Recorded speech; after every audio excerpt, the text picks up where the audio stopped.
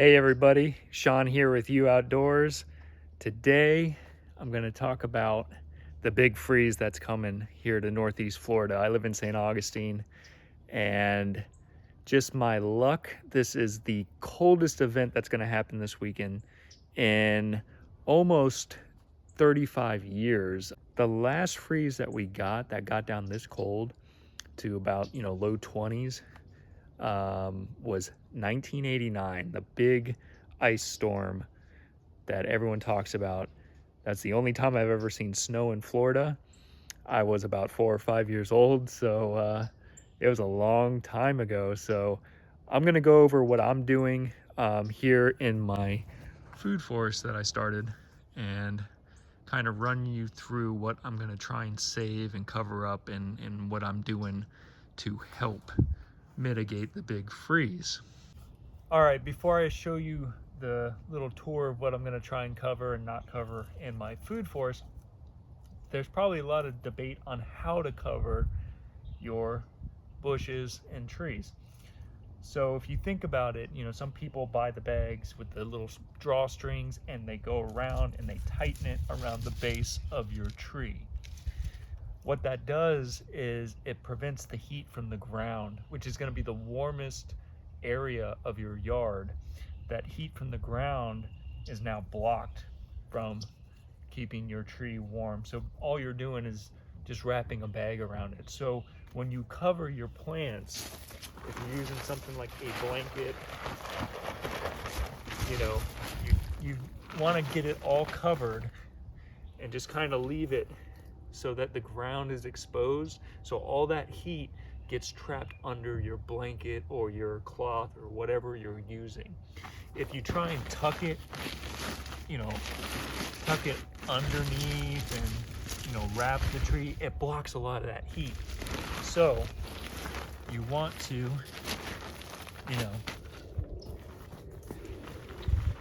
get your whole bush tree covered.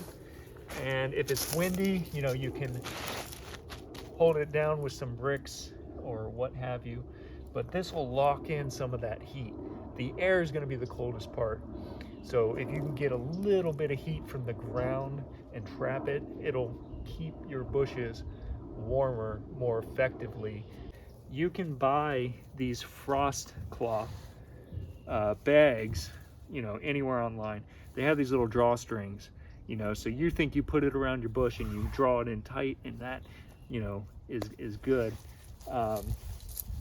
So what you want to do for something like this little key lime is wrap it in the cloth, get it all covered, and then keep the bag as open and exposed to the ground as you can.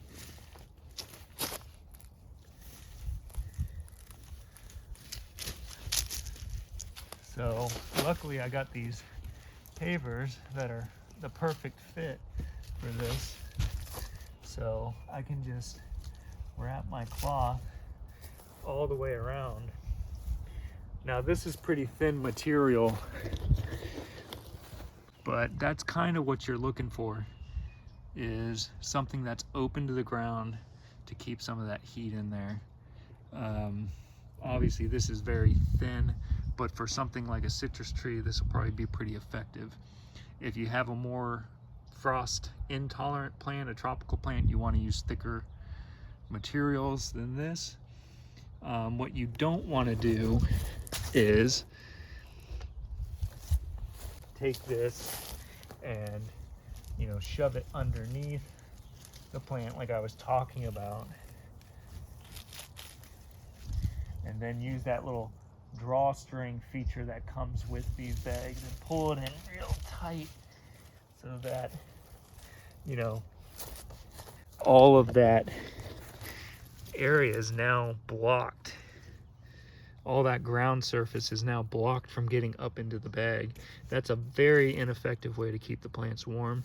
So what you want to do is keep your cloths, your blankets, your what have you, open to the ground and up against the ground. Anyway, let's go take a tour. I was just picking some pigeon peas So I'm thinning out my pigeon pea trees, which probably is not very good timing because that helps insulate a lot of this. I started this food forest a little over a year ago, and just my luck, I've got one of the worst freezes that's gonna hit this area in 30 something years. So I'm probably gonna lose a lot of stuff, but I'm gonna run you through what I'm gonna cover up, what I'm gonna try and save, and all of that. So we'll start here and just kind of work our way through. So I got some lemon trees, key lime. I'll probably cover all that up. The tomatoes already been hit and whacked, so whatever. They're Everglades tomatoes, so they're pretty hardy. Most everything that's in these beds is like your brassicas. So I got kale, collards. You know, there's some tomatoes in there, longevity spinach, Okinawa spinach. A lot of lettuces, bok choy, couple peppers that I might try and cover up. They're probably not going to make it. More brassicas, broccolis, collards, some arugula. I might just cover this stuff just to cover it, just in case, but it should be all right. Strawberries, I'll probably move all these back into the garage. Starfruit, I'm definitely going to cover or try and move this into the garage because that will get hit pretty good. My banana trees, there's not a whole lot I can do about that. They've already been suffering. We have got a few nights that have gotten down in the low 30s, so those are been constantly getting hit. Same with my poor little papaya trees. They're not looking very good. I'm probably gonna lose these, which is fine. I have some backup ones in pots. You might even be able to cut these down and they'll regrow, hopefully. But I don't think they're gonna survive 24 degrees and colder. This bed, again, more brassicas, broccolis, all that. I might just cover it just to be safe. We got a mulberry tree right here. This should be fine. No issues there. I got some blueberries in here. Those should be okay. I'm not gonna bother with those. They've already gone dormant. We got a loquat tree here, which is native and used to the cold weather, so I'm gonna leave him, no problem there. This is some native blackberries all up in here, elderberry, all that should be good. Not gonna bother cover any of that stuff. My poor moringa tree's already been hacked, but I might just chop that down pretty good, cover it up with a couple bags or a blanket. It'll come back in the springtime. I was gonna prune it anyway because it's getting tall and I wanna try and manage this tree as best I can. Figs should be okay. Not gonna cover those. They've already gone dormant. So my two or three figs that I got. Another loquat tree, he'll be okay. Another mulberry tree right here, he'll be fine. Ooh, my Ruby Supreme guava tree, I'm definitely gonna try and cover this up. They're pretty hardy, but I don't think they'll handle low 20s. So I want to try and save this guava tree. It's a nice guava tree. I'll probably get fruit this year if I can save it. Tangerine tree, they'll be okay. I got some strawberry bushes all down here. Might just try and cover them to be safe. Let's see, tangerine, satsuma. These are pretty hardy, but you know, I don't know if they'll handle, it says down to 30 degrees, so I'm gonna play it safe and cover that. Same with my variegated lemon tree here. Cover that little guy. Those are small, those are easy to cover, so might as well do it. Got an orange tree that's been struggling and you know, he probably won't make it. Kumquats are pretty hardy. This is a Nagami, but again, I'm playing it safe here, guys. I mean, 24 degrees. The state hasn't seen that in a long time, so I know kumquats are pretty dang hardy, but here's another one. I'm gonna cover that. This is a, I want to say some kind of guava. I forget what the name of this one is. Cover that guy just to be safe. We got a pineapple guava here. Probably just cover them. Barbados cherry bush. Definitely want to try and save this guy. He's been doing fine with the cold snap. I haven't covered him at all, and he's looking great. No damage.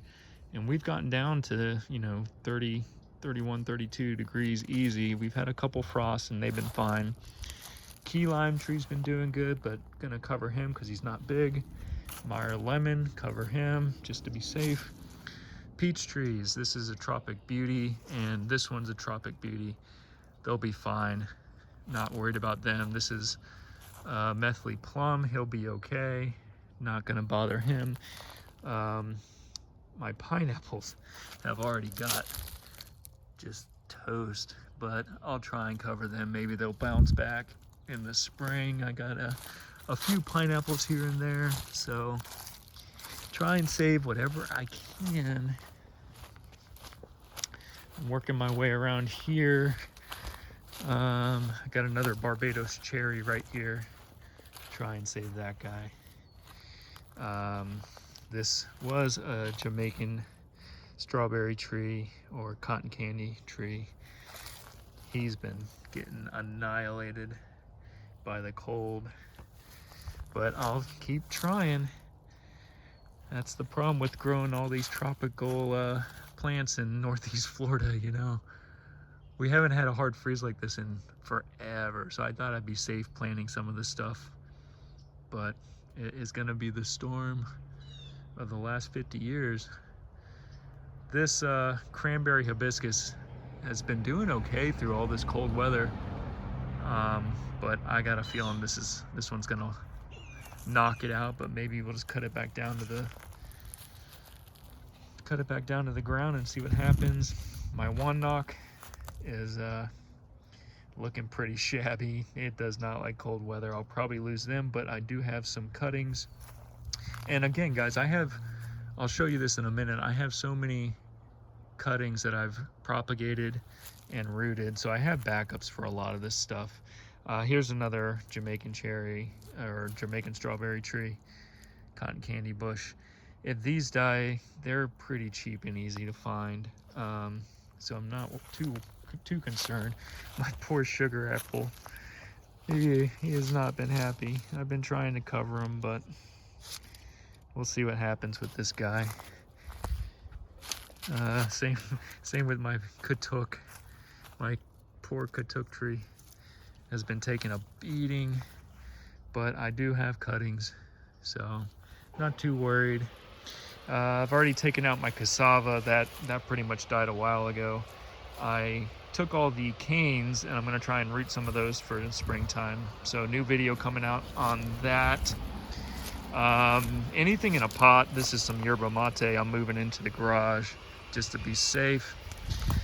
And my poor Seminole pumpkins. I finally had a pumpkin going here, and yeah, not gonna make it. I got a whole bunch of peas here. These are snap peas and garden peas. I don't know if that'll make it or not. We'll see. I got another Seminole pumpkin in there. Probably is not gonna make it. I got a whole bunch of Everglades tomatoes that are popping up. But it's not gonna make it, guys. This is a pomegranate tree. I think this one will be okay. I don't think I'm gonna cover it. It says down to 0 to 10 degrees Fahrenheit for the pomegranate. That should be fine. Simpson stopper, probably won't cover him. He's been doing okay through all these cold snaps. All of my Mexican sunflower's been dying off, but that stuff you just cut it back down, use it for chop and drop. I got some pomegranate, or not pomegranate, I'm sorry. I got some persimmon trees here, there, and there that are looking shabby, lost all their leaves, but hopefully they bounce back. This is some red cloak, just used for pollinators. It is not happy. Probably cover that.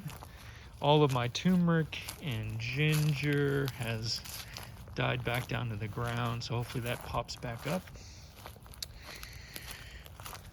Let's see, we got, shampoo ginger's dead. My bed I got all my blankets already out because last night got down to about 32. So my broccolis are just now starting to pop a little bit. Broccoli, carrots, lettuces, bok choy. My eggplants were looking amazing, and then they got hit pretty good. So lost all those.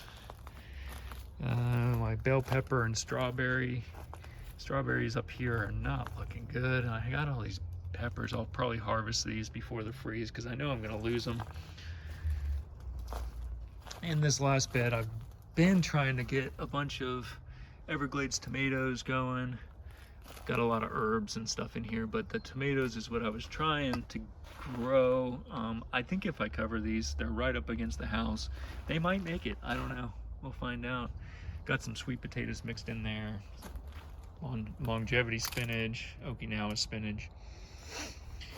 And then everything else is in pots, so I can transfer all of that in. I got a tea bush here. I'll move that inside.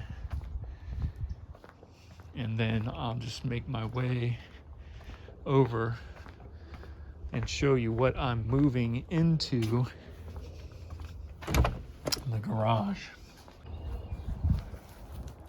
Alrighty, so I got all of my real tropical plants still in pots. I didn't plant those in the ground. And all of my cuttings and propagated stuff is in here. So I got a lot of avocados from seeds, a couple mulberries, mangoes, pineapples, papayas, oranges, you know, all of those other plants, you know, the cranberry hibiscus, the wannock, the spinaches, all of that, herbs, some more tomatoes, katuk, clown fig back there, some mango trees, some dragon fruit cuttings. I mean, I got all of this stuff is going in the garage, and I'm gonna try and keep it nice and toasty in there. So for in the garage for heat sources, I'm gonna keep some lights on, some, you know, some good old-fashioned 100-watt light bulbs, give off some heat, keep all that warm. You can also fill up, you know, barrels or buckets or anything that'll hold a lot of water and fill them up, and that will help regulate some of the heat in these areas. So I'll probably fill up a lot of my big bins and barrels, fill those up with some water, and place a few in the garage, maybe place a few next to some plants that I know are super sensitive. You know, some people string lights around, incandescent lights. You can, you know, kind of move those around to give off some heat. Other people light fires near their plants. I'm not gonna do that. You know, if stuff gets lost, it gets lost, guys.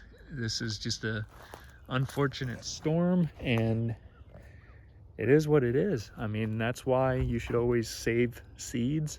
You should propagate all your cuttings when you prune your trees to have backups for your backups and backups. And, you know, you got to plan ahead a little bit. I mean, yeah, some of this stuff is not going to live, and that's fine. That's fine. They kind of naturally will thin this out. I planted all my stuff pretty close and tight, with the understanding that some of the stuff's just not going to make it. Unfortunately, I'm in a zone that is just too far north by about, I don't know, 50, 100 miles or so to where I can grow some of this stuff pretty reliably. But you know, it's just bad luck that we're getting a storm this cold. I've lived here for 40 years, and like I said, I've seen snow once, 1989. So that's just the luck of the draw, guys. Thank you so much for watching, and good luck to everybody. Hopefully you all are prepared and can save whatever you can. All right, everybody. See you later.